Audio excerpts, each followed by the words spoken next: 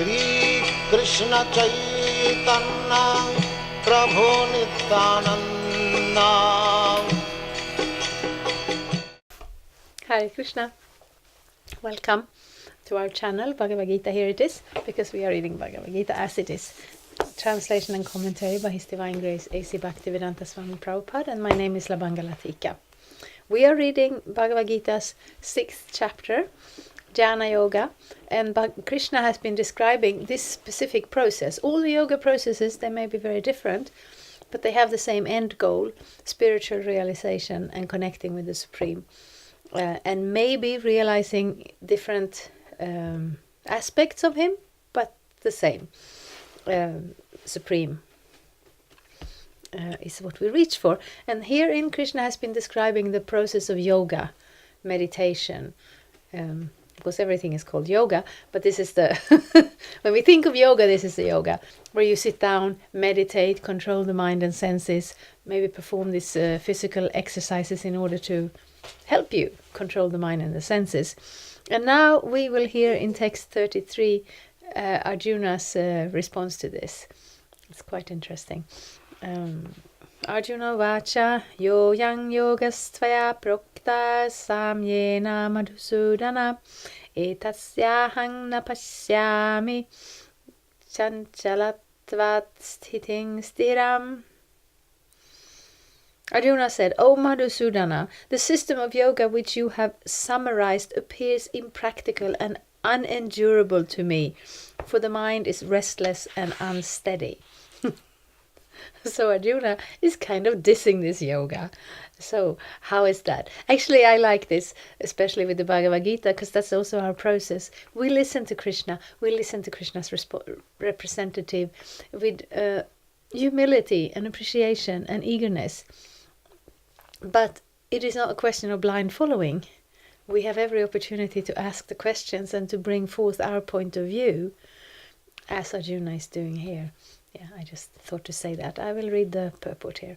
The system of mysticism described by Lord Krishna to Arjuna, beginning with the words Suchodeshe and ending with Yogi Parama, is here being rejected by Arjuna out of a feeling of inability. It is not possible for an ordinary man to leave home and go to a secluded place in the mountains or jungles to practice yoga in this age of Kali. The present age is characterized by a bitter struggle for a life of short duration.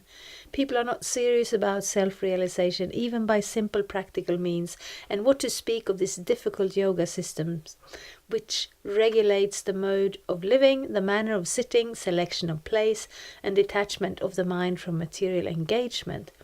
As a practical man, Arjuna thought it was impossible to follow this system of yoga, even though he was favorably endowed in many ways. He belonged to the royal family and was highly elevated in terms of numerous qualities. He was a great warrior, he had great longevity, and above all, he was the most intimate friend of Lord Krishna, the Supreme Personality of Godhead. 5,000 years ago, Arjuna had much better facilities than we do now, yet he refused to accept this system of yoga. In fact, we do not find any record in history of his practicing it at any time. Therefore, this system must be considered generally impossible in this age of Kali. Of course, it may be possible for some very few rare men, but for the people in general it is an impossible proposal. If this were so 5,000 years ago, then what of the present day? Those who are imitating this yoga system in different so-called schools and societies, although complacent, are certainly wasting their time. They are completely in ignorance of this side goal. Yeah, we don't want to criticize our friends in the yoga community too much, but we want to bring the point up that the yoga system which Krishna has been describing here, the traditional Jnana yoga system, it's not something you can do part-time or a little bit here and there and do it in a group, do it in the city. It demands far more stricture, and therefore the instructions are given: go to a cave in the Himalayas or someplace like that, sit down, control the senses, practice this yoga in order to bring down the activities of the mind, bring down the frequency of the breath, and then go in towards super soul. And this can actually not be done in a yoga club.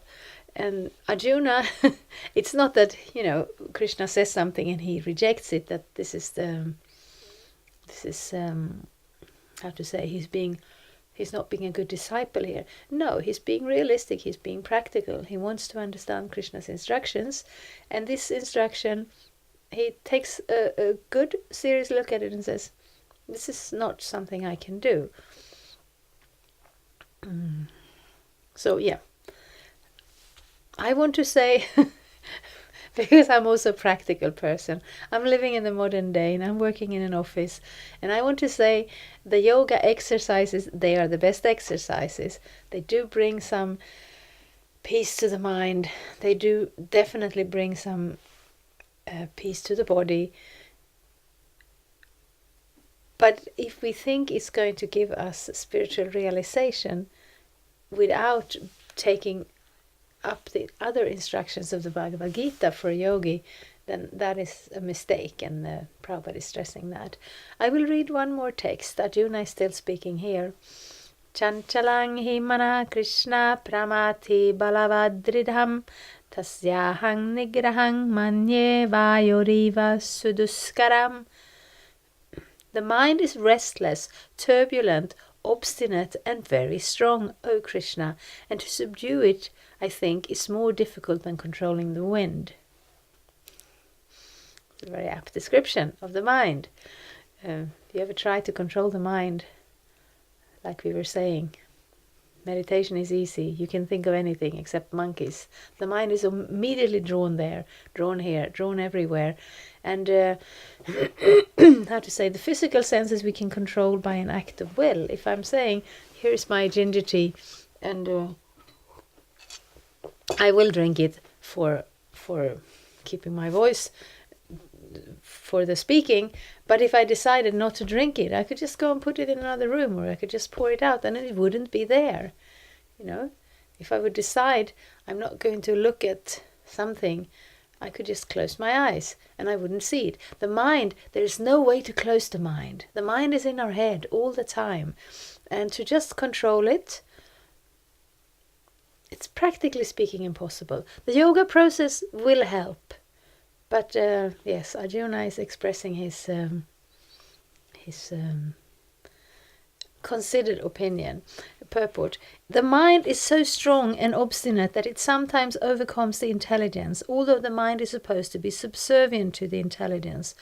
For a man in the practical world who has to fight so many opposing elements, it is certainly very difficult to control the mind.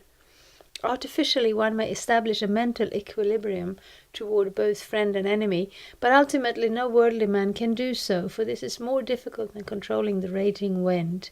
In the Vedic literature, Katha Upanishad, it is said, Atmanang ratinang vidhi sharirang ratamevacha buddhing tu sariting vidhi mana pragrahamevacha indriyani hayan ahur vishayangs teshu gocharan atmendriya mano yuktam bhoktet yahur manishinaha. The individual is the passenger in the car of the material body, and intelligence is the driver. Mind is the driving instrument, and the senses are the horses. The self is thus the enjoyer or sufferer in the association of the mind and senses. So it is understood by great thinkers. Intelligence is supposed to direct the mind, but the mind is so strong and obstinate that it often overcomes even one's own intelligence, as an acute infection may surpass the efficacy of medicine. Such a strong mind is supposed to be controlled by the practice of yoga, but such practice is never practical for a worldly person like Arjuna.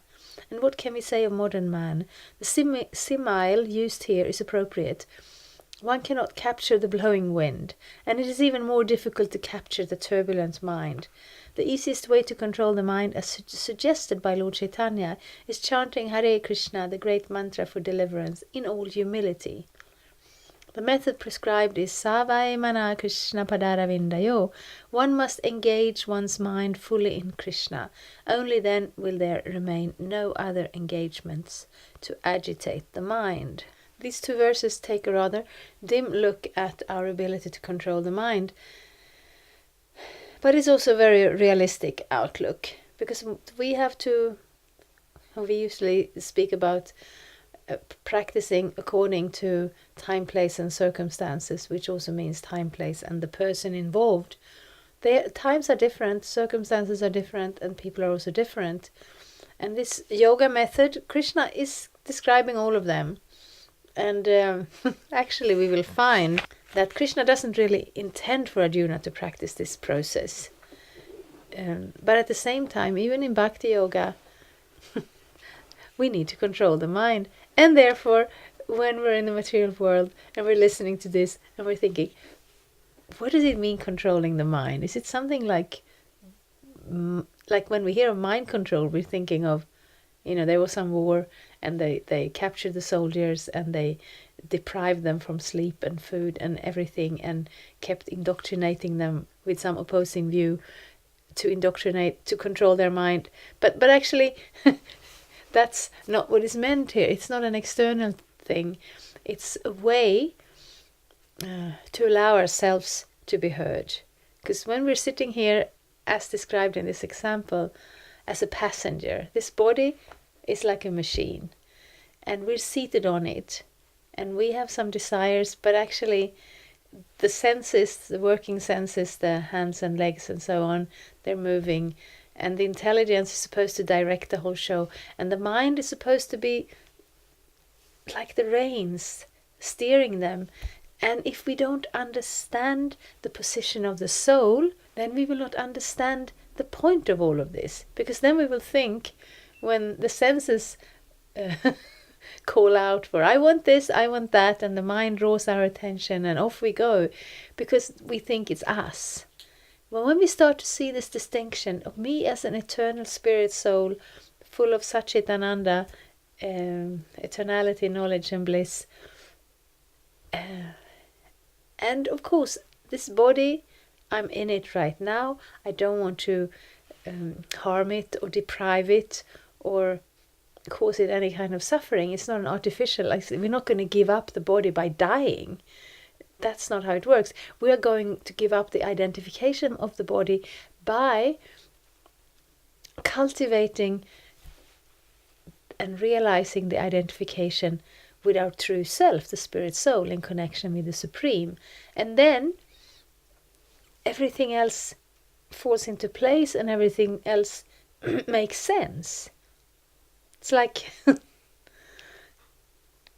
I don't know.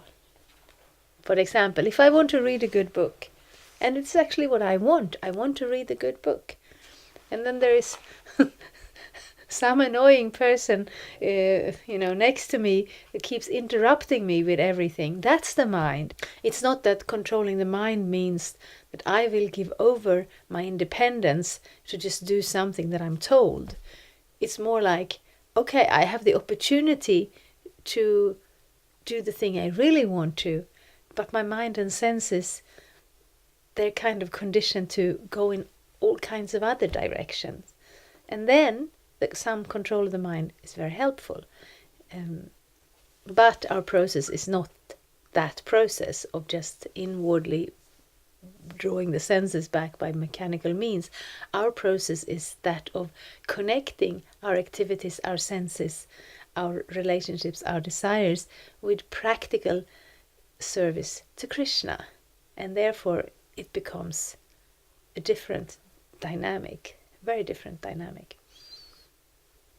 So thank you. We will continue